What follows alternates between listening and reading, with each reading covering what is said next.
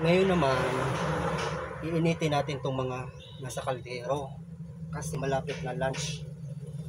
Kaya kailangan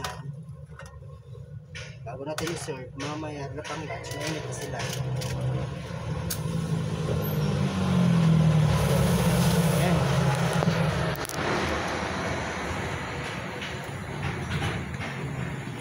Lahat ng to iinitin ko. Mga nasa kaldero lang. Mainit sa mamaya. Nilagang puto ng baka. Ayan na, may customer na. Oh, kaban. Yan, yung nakaban na yan. Kakain yan.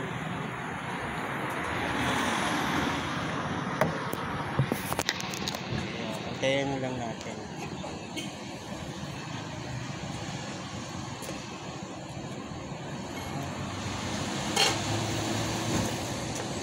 Bye.